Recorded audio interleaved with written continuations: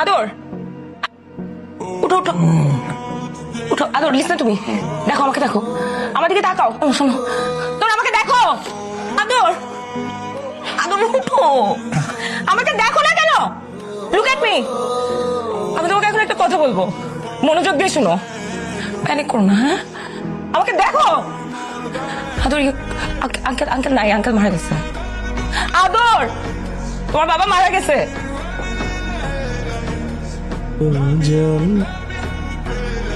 ভাবি, নিজাম ভাই তো হুট করে চলে গেলেন, কিন্তু উনি অনেক আগে টের পেয়েছিলেন যে ওনার সময় আর বেশি নেই।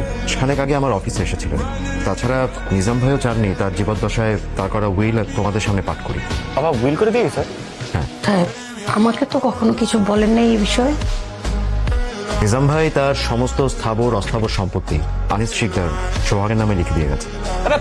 আপনি বললেই হয়ে গেল নাকি? হ্যাঁ, বাবা কি করে দিয়ে গেছে না গেছে এটা শুধু আপনি জানেন, আমরা কেউ কিছু জানি না।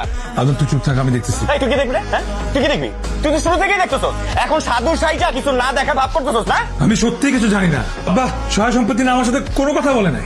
আমি কোনদিন সৎ হিসেবে ট্রিট করিনি, কোনদিন তোর আমি সৎ হিসেবে ট্রিট করিনি। তোর থেকে এখন আমার তাকাইতে পর্যন্ত ঘৃণা লাগতেছে। আদর, মুখ সামলায় কথা বল, বেশি বেশি হয়ে যেতেছে। ও তুই বেশি বেশি করতে পারবি, আমি বেশি বেশি বলতে পারবো না। আদর, তুই কিন্তু বেশি বেশি করতেছিস। তোর ভাই ওনার ব্যাপারে কিছু জানা না। তুই চুপ থাক। আপনি চুপ থাকেন।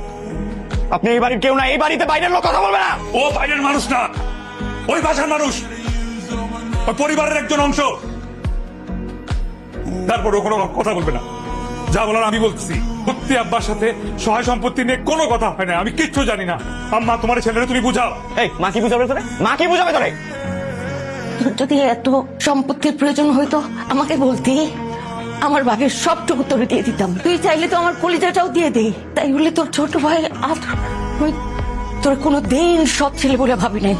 আজকে আজকে ভাবতে বাধ্য হইলাম। আম্মা ডাকবি না। আম্মা, তুমি কই যাও? আম্মা, আম্মা, এই আম্মা, কই যেতেছো তুমি? আমি কিছু করি নাই ভাই, কিছু করতে পারি। সব কান্না কাটে আমার কাছে আমার বদনাম ছাড়া আর কিছুই লাগবে না।